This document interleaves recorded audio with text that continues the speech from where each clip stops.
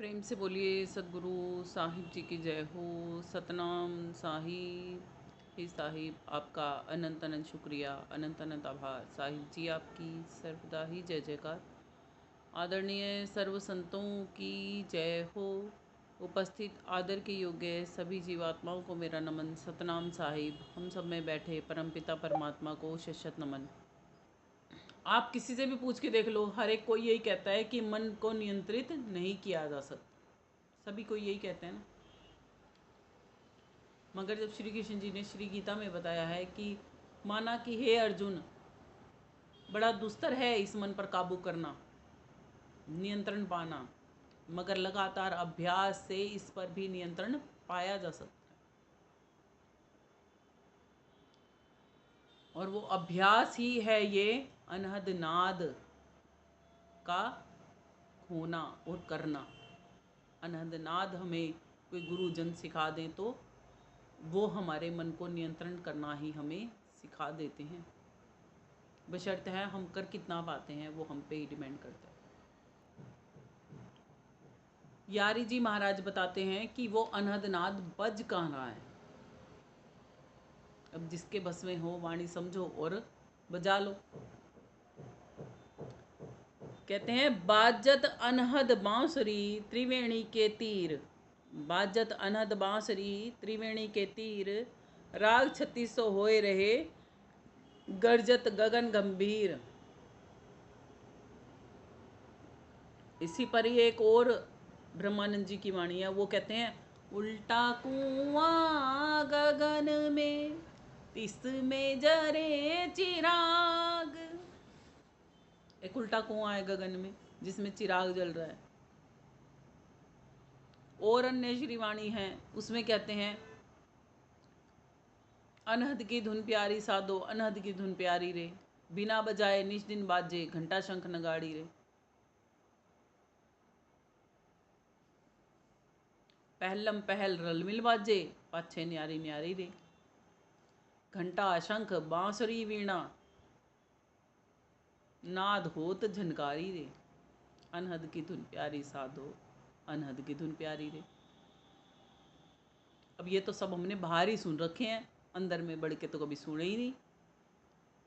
क्या वास्तव में अंदर में हमारे कुछ बजता है? हाँ, वास्तव में हमारे अंदर में कुछ बजता है।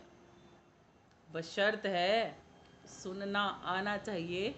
और वास्तव में ही हमारे अंदर में कहीं गगन है, वहाँ पर हर समय रोशनी रोशनी नूर की होती रहती है। रोशन है वो जहान, कभी वहाँ अंधियारा नहीं होता, हर समय रोशन रहता है वो। बशर्ते किसी को देखना आता हो अंदर जाके, तभी तो देखेगा ना। नॉर्मली तो लोगों को अगर बोलो आंखें बंद करके बताओ जरा अंदर में क्या दिखता है, क्या बताएंगे? कुछ नहीं दिखता। या क्या कहेंगे? अंधेरा दिखता है। कुछ ना दिखना, अंधेरा ही दिखना है। अब देख कौन रहा है अंदर जाके? जो ये भी कह रहा है ना कि मुझे अंदर कुछ नहीं दिख रहा, वो कौन है?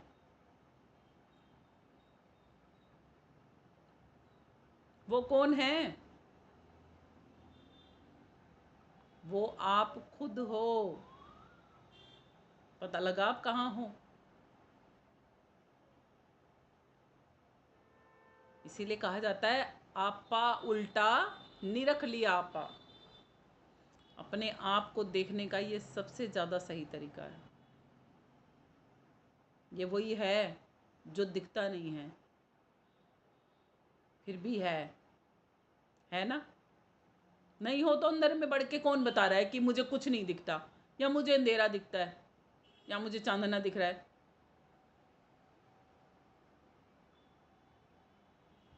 कोई तो है ना। और फिर अंदर में कौन कुछ बजा देगा? इसीलिए आत्मा की पहचान बताइए पहले संतों ने। तुलसी साहिब जी कहते हैं रामचरितमानस में आत्मा की पहचान बताते हुए, कैसी आत्मा? कहते हैं पग भी नु चले, कहते हैं उसको पाँव नहीं चाहिए, ये जो हमें चाहिए है ना, वो नहीं चाहिए। पग बिनु चले सुने बिनु काना, बिना कानों के सुन सकती है। कर बिनु करम, हाथ नहीं चाहिए ये, बिना हाथों के काम हो सकते हैं। करे विधु नाना, आनंद रस सकल रस भोगी, कहते हैं वो इतनी आनंद में ही रहती है कि सारे रसों का स्वादन कर सकती है बाहरी संसार के। बिन वाणी वक्ता बड़ी योगी, कहते हैं उसको इस मुख की जरूरत नहीं है बोलने के लिए। यह सब विधि अलौकिक करनी, कहते हैं ये अलौकिक करनी है। अलौकिक कैसे है कि जो यहाँ इस लोक में समझ में नहीं आए किसी को। महिमा गाई न जाए कमल विधि वर्णी, कहते हैं उसकी महिमा कैसे कोई गाएगा, इतनी अनुपम है। इसीलिए कहा जाता है आत्मा को देख नहीं सकते, मगर जो देख सकता है वो तो कहता है देख सकते हैं। अब अंदर में वो आत्मा ही तो है ना, वो परमात्मा के संग बैठी हुई आत्मा ही तो है जो धुनकारे बजा रही है। इसीलिए कहा जाता है हम बाहरी लोगों की बतेरी सुनते हैं, अपनी तो कभी सुनते ही नहीं है। और अपनी सुन के अगर अपनी करने लग गए ना, फिर तो इस संसार से पार हो ही जाएंगे। कितने जने सुनते हैं अपनी, उसने मुझे ये कहा था इसलिए मैंने वो कर दिया, इसने मुझे ये कहा था इसलिए मैंने ये कर दिया। ऐसे ही चलता है ना जीवन सारा। खुद को खुद से कुछ कहा, खुद की कभी सुनी कि नहीं। जिस दिन खुद की सुननी आ जाएगी ना, उस दिन आप आत्मिक भाव में ही आ जाओगे। ब्रह्मानंद जी कहते हैं, अचरज देखा भारी साधो, अचरज देखा भारी रे, गगन बीच अमृत का कुआ, झरे सदा सुखकारी रे। कहते हैं गगन के बीच में एक अमृत का कुआं है, जिसमें चिराग भी जल रहा है और अमृत भी है और क्या है, धुनकारे भी हैं। अब क्या कहते हैं आगे, पंगु पुरुष चढ़े बिन सीढ़ी। अब वो पंगु पुरुष कौन है, ये है वो पंगु पुरुष। चढ़ सकता है, सीढ़ी है अंदर में कोई, कहाँ पे चढ़ेगा। ऐसे मोड़ के अंदर में तालू में जब लगेगी ना तब। पंगु पुरुष चढ़े बिन सीढ़ी,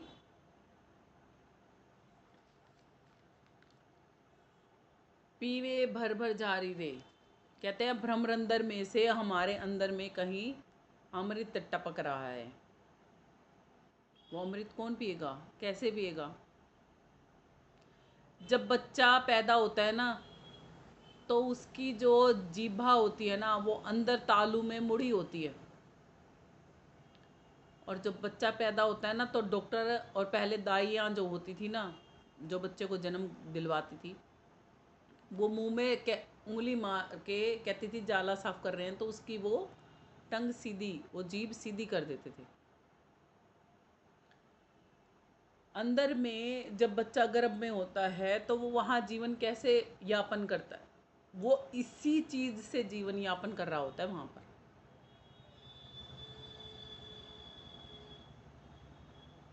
समझे। नस नाड़ियाँ तो माँ के थ्रू जो ओवर नाल से जुड़ी होती हैं, वो तो जुड़ी होती हैं नाल से माँ की, मगर उसके अलावा भी तो उसकी प्रक्रिया कहीं से चल रही होगी ना। गर्भ के अंदर बच्चा श्वास तो नहीं ले रहा होता ना, बाहर आके उसको मारा जाता है इसीलिए कि वो श्वास ले सके, तो फिर वो वहाँ जिंदा कैसे है बिना श्वास के। जो आखिरी लाइन है ना ब्रह्मानंद जी की, कि जीता मर के फिर जीवे, ये वहीं की बात है। वहाँ पे तो कोई भोजन वो मुख से कर नहीं रहा ना, माँ का दूध भी नहीं पी रहा, फिर वो वहाँ अंदर जिंदा कैसे है। वो वहीं से जिंदा है जहाँ से ब्रह्मानंद जी बता रहे हैं हमें। देख लो कैसा अजीब सिस्टम है। इसीलिए कहा है जहाँ से आए हो ना उल्टा वहीं जाना है। कहाँ से आए हो, अमरलोक से आया रे हंसा, फिर अमरापुर जाना है, कहीं कबीर सुनो भी साथ दो, ऐसी लगन लगाना है। संसार में तो हमें यही दिखता है कि हम माँ के गर्भ से आए हैं, अब इतना बड़ा शरीर लेके माँ के गर्भ में तो वापस जा नहीं सकते, तो फिर वापस जाएंगे कैसे। जैसे इस शरीर को बनाया ना, ऐसे ही इस शरीर को फना करना है, और फना होने के बाद जहाँ से आए थे ना वहीं पर पुनः चले जाना है, तब जाएंगे वापस, उससे पहले वापसी नहीं है। उस गर्भ में भी तो कहीं से प्रवेश हुई होगी ना हमारी, कहीं से तो उस गर्भ में भी प्रवेश किया होगा ना, तो वही जगह जाननी है कहाँ से प्रवेश किया है। वो शून्य था, शून्य में थे हम, शून्य में से गए हैं वहाँ पे, शून्य से महाशून्य में जाना है, महाशून्य से वापसी जाना है, अपनी डेस्टिनी वापसी की करनी है वहाँ से। मरने के बाद भी व्यक्ति शून्यतीत हो जाता है ना, शरीर रह जाता है अलग, आत्मा अलग हो जाती है। तब आत्मा कहाँ है? तब आत्मा शून्य में ही तो है। समझ गए? शून्य में ही है ना। जब तक, कब तक शून्य में है वो? जब तक किसी शरीर में पुनर्गमन नहीं कर जाती, तब तक वो शून्य में ही तो है। आगे कहते हैं, बिना बजाए निश दिन बाजे, घंटा शंख नगाड़ी रे। अंदर में कौन कौन से अनहद नाद बज रहे हैं? जैसे यारी जी महाराज ने बताया था ना अभी, बाजत अनहद बांसुरी त्रिवेणी के तीर, राग 3600 होए रहे, गर्जत गगन गंभीर। यही चीज वो बता रहे हैं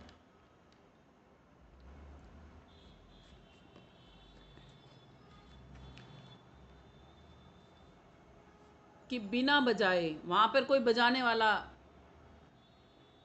तो है, मगर हमें दिख नहीं रहा है, इसलिए क्या कहते हैं, कोई बजाने वाला तो है नहीं, फिर भी बज रहा है। और बहरा सुन सुन के मस्त होता है, और कितना मस्त होता है कि तन की सुध बुध भी बिसर जाती है, भूल जाता है वो किसी तन में मैं हूँ। देखो कैसा सुंदर वो होता होगा ना अंदर में।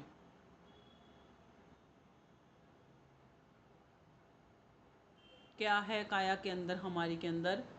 दादू जी महाराज बताते हैं, कहते हैं, काया अंदर पाया त्रिवेणी के तीर, सहजे आपा लखिया व्यापा सकल शरीर। कह रहे हैं सारे शकल शरीर की मैं सुध बुध खो बैठा। कब? जब मैंने अपने आप को वहां पर देखा, पाया, लख लिया। कहाँ पर? त्रिवेणी के तीर। और वो त्रिवेणी का तीर कहाँ है? काया के अंदर है। इंगला पिंगला सुखमना, इंगला पिंगला सुखमना त्रिवेणी संग, मिलत उठी बहु अर्धमय अनुपम शब्द तुरंग। इंगला पिंगला सुखमना त्रिवेणी के संग, मिलत उठी बहु अर्थमय अनुपम शब्द तुरंग। दुलारे लाल जी की श्रीवाणी है ये। वो कहते हैं, इंगला पिंगला सुखमना, इसी को कहा जाता है गंगा यमुना सरस्वती। त्रिवेणी बनती है हमारे तन में कहीं। कहाँ पर बनती है वो त्रिवेणी?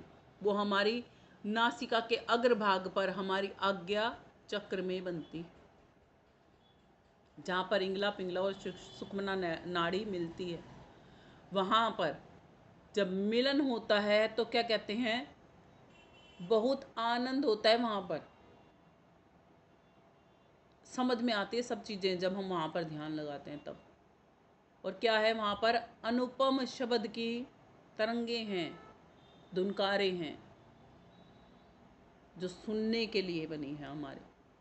मगर हम बाहरी जगत में ही अपना तमाम जीवन बिता देते हैं, अंदर तो उतरते ही नहीं है।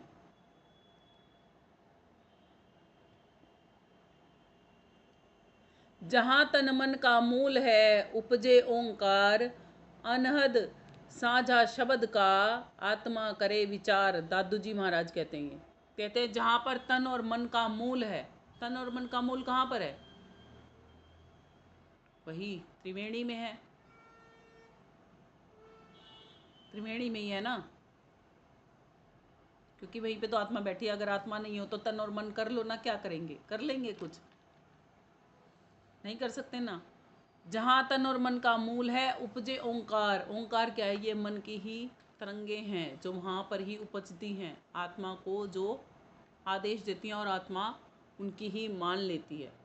कहते हैं, अनहद साझा शब्द का, कहते हैं वहाँ पर अनहद नाद में शब्द भी बजता है, सब शब्द का भी गुंजानन होता है। आत्मा करे विचार, अब आत्मा को विचार करना है कि उसको मन की सुननी है या शब्द धुनकार सुननी है, क्या सुनना है।